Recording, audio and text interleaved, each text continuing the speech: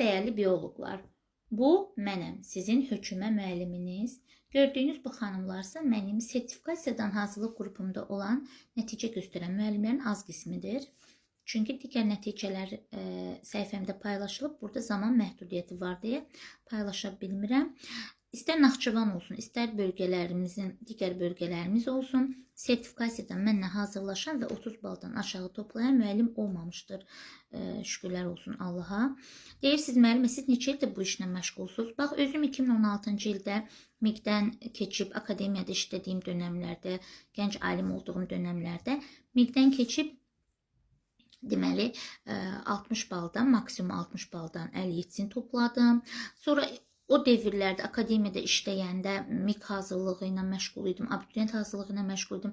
Bax, indi telefonumun yaddaşında qalan göstərim nəticələrdən bir neçəsini sizə. 2019-cu ildə Gülnarə müəllimə Bakı şəhəridir, baxın, Aynur müəllimə Bakı şəhəri, Nərmin müəllimə Bakı şəhəri 2021-ci ildə, sonra Zöhrə müəllimə 2023-cü ildə Bakı şəhəri. Yəni, bunlar daxil olan müdavimlərimdən çox az qismidir, çünki silinib çoxsu.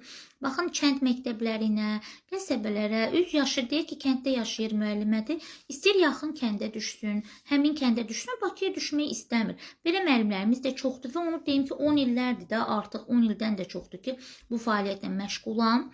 Yenə deyirəm, özüm sertifikasiyadan keçib 52 plus bal toplamışam, MİQ-dən keçmişəm, ali məktəbdə çalışmışam, hətta magistraturanı bilirsiniz, Bakı Dövlət Universitetinin məzunuyam, həm bakalavr, həm magistratura. Magistraturanı bitirib, elə kənd məktəblərinin birində il yarım işləmişəm. Yəni, kənddə vəziyyət necədir, onu da bilirəm. Hal-hazırda şəhərdə işləyirəm, Bakı məktəblərində, gözəl kollektivin əhatəsində. Özüm barədə bu qədər. Təkrar sertifikasiya qrupuna qoşulanlar, sertifikasiya qrupuna qoşulan müəllimlər, bilin ki, mən qruplaşdıran zaman hamını bir yerə cəmləşdirmirəm. Yaş kateqoriyasını nəzərə alıram, müəllimlərimizin potensialını nəzərə alıram. Elə müəllim var, testi sürətlə işləyir, elə müəllim var, ləng işləyir. Onları niyə bir yerə yerləşdirən, biri digərinə mane olsun? Belə, seçmiş olarsınızsa, dərslərimiz həftədə 3 dəfə səhər, günorta və axşam saatlarında olur. Təşəkkür edirəm hər birinizə. Allah var eləsin.